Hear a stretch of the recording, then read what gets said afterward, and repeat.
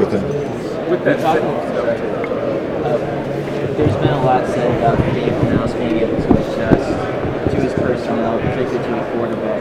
How have you seen him adjust to personnel outside of the quarterback, whether that be the offensive line? I know you're not trying to get into scheme too much, but just generally speaking. Yeah, to your point, I think Dave does a really good job of knowing his personnel and setting his personnel up, to achieve the best results. He knows what his players do good, and he's not going to ask them to do something they can't do. So, really good job with that. Yeah, something a lot of other people get dressed on that you have just taking over for Scott. One of your best friends, arguably. How will your regime and your leadership differ than his after you were his right-hand man? Yeah, I think we're different people. We have different philosophies. Not everybody has the same philosophies. When you're the final decision maker, it's always different. And I love Scott. He taught me a lot. We're still friends to this day. I'm just looking forward to the future. The 33rd overall pick is your highest pick. Does that add a sense of urgency to really get like an impact player there? I think no matter how many picks we have, we're looking to add impact players at every position. We want to build depth. We want to build competition on this roster. But the 33rd pick, that doesn't mean that we can't do that. So I think all options are on the table at that 33rd pick as well. Since you've been around, the tight end position really hasn't been an impact position from a receiving standpoint. It's Right. more of a blocking position. What do you think you guys need to do with that position to kind of open things up? I think schematically, again, Coach Canales, I think he's going to do a great job of setting guys up for success, putting them in the right position, not asking them to do stuff that they don't want to do, that they can't do well. So I think, from the tight end spot, I think we have some capable guys there that, I think that we'll see them progress and hopefully help us in the future. On that, what did you see from Tommy Tremble last year? He was kind of what nature. Yeah. Tommy's a really good athlete. He's really tough in the run game. I think he's actually pretty underrated when it comes to that. But I think the future is bright for him. I think he has a lot of ability as not only a receiver but also as a blocker. How much of this combine and even all season in general about improving Bryce Young? I think it's about improving the Carolina Panthers, not just Bryce Young. Bryce is just one piece of the puzzle. Obviously, he's the quarterback, and I get your question. But we're looking to build depth, we're looking to build competition, and we're looking to build a team that this city can be proud of. Your conversations with Coach Canales been heading into this combine as far as what you're looking for and how you evaluate the players? Yeah, I think it's really just about identifying the type of DNA that we want to infuse in our locker room, in our building. Bringing those passionate players, that love football, they love to compete, and they just love the game. So our conversations, we've had a ton of them. They haven't all been about that. They've been about scheme and just, the future, and we're really excited about the future here. Is it more best player available or filling a specific need? I think it would be best player available. I think if all things are equal, that will go with the need. But yeah. Dan, I know Brad was pretty early in his coaching career when you left Seattle, but obviously you were with Sean. Did you get to know Brad kind of pre-coaching? I did. I've actually known him since, he's been a little kid. I work with his dad, John Idzik.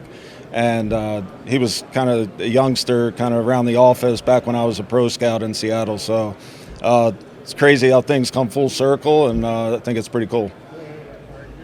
When will your two starting guards be cleared? Is there any thought to add people inside? Yeah, our starting guards, they're progressing. Obviously, they had injuries and, landed on IR last year, and I think both those guys are sick about that and super motivated to come back stronger next year. But again, we're going to look to add depth and competition at every spot, not just the guard spot. So I think future-wise, we're focused on the O-line, but that's not the only position we're looking to focus on. In the next couple of weeks, where are you at with that position as far as JC, Dante, and then your pedigree? Yeah, I think we're still working through things. Just talking to Coach Canales, working with Brand Tillis. we've had a lot of conversations just about, the roster, what the future looks like. So we're still working through that. There was so much made last year of people call it the all-star coaching staff. This year, kind of the defense came back intact, but offense, kind of a little bit of a more mix and match. Your thoughts on what last year's staff looks like versus?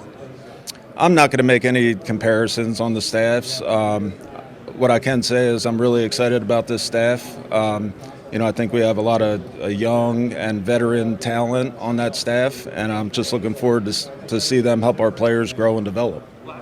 That you were excited about kind of scouting for a true odd front the first time. Do you feel like you have a better feel this offseason than you did last offseason from a scouting perspective? I do. I feel like, Coach Ijiro, I think, is one of the best defensive coordinators in the NFL, and I think will be a head coach here very soon. And, just to talk to him every day and see his vision for the defense, I think our whole scouting staff, not just myself, have a really good feel of what we want, and we're going to be able to go out and attack that. Speaking of vision for the defense, a lot of defensive players have been outspoken about wanting to keep the core group of guys together. I know that's not just an off-season thing this year, but next year. When you're talking about this vision for the defense, how far ahead are you planning? Are you looking into 2025?